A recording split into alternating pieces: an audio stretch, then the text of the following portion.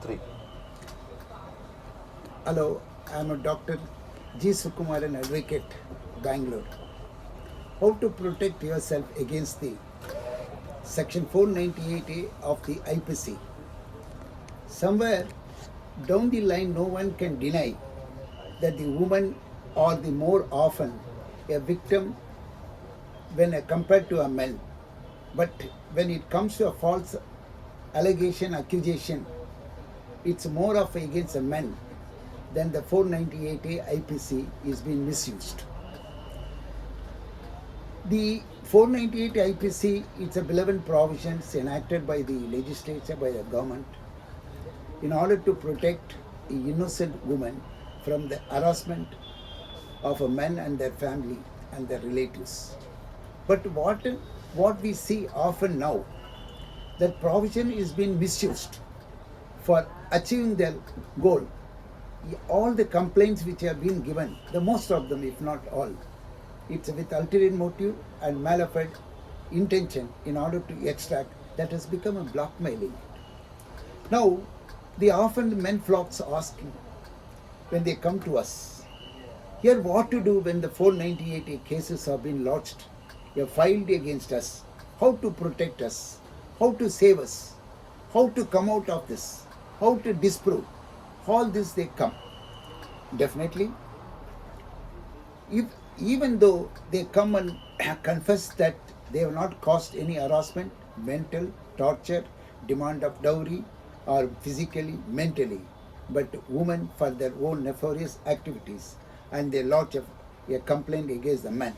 The most of the complaint are false, including even the law enforcing authority themselves know the complaints are false and frivolous. In spite of that, since they being the woman, they are forced to do, they say, you go to the court and get yourself readdressed. Now, how to seek a protection is a question. Now, it has been seen that in Indian law, yes, several loopholes are need to be identified. What are the Indian loopholes to protect a man from a false accusation allegation? The some are, you collect all the evidence and documentary evidence. The first step to prove the accusation against you is false would be gather a substantial material elaborating the well-defined. It does not come under the purview of ingredients of 498A of the IPC. You must start collecting and must disprove the evidence against you maximum possible, which includes any conversations between you and your spouse and the family members, with your wife or their relative, like WhatsApp, SMS, email, letters, phone calls, etc., etc. Any evidence that proves that your wife moved willingly out of the house, any evidence that shows that no demand of a dowry were made before or after the wedding, and as early as possible move on an anticipatory bail and quashing an FIR. And if there is no prima facie evidence and ingredients, and definitely you can succeed in invoking 482 of the IPC. Therefore, a false accusation case can be proved. But every 498A, a cruelty and mental harassment, it cannot construe. And therefore, you will have to collect the above said documents. So therefore, the misuse of 498A, here in India, you will often come across a praise that the people say they find more value of a woman, and who believes the woman than more than a man. What it comes to them, what they say it's to be true, what men say it's a false. But it's not. Every man, every woman are the same, but there is exceptions in this case.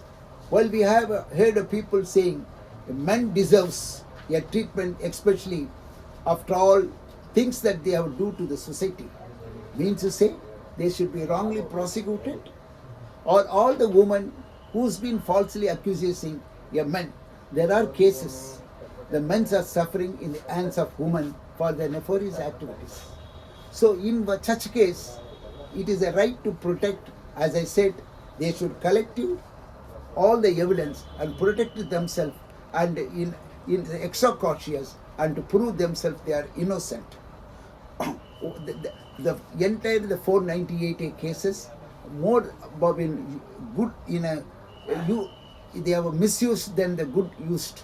Therefore, the 498A often a woman flocks, a misusing a beloved provision, and therefore this has to be dealt cautiously, carefully, analyzing that all men are not committing a crime of a 498A against a woman. That should be viewed very carefully because they should not allow to the misuse the beloved provisions. Thank you.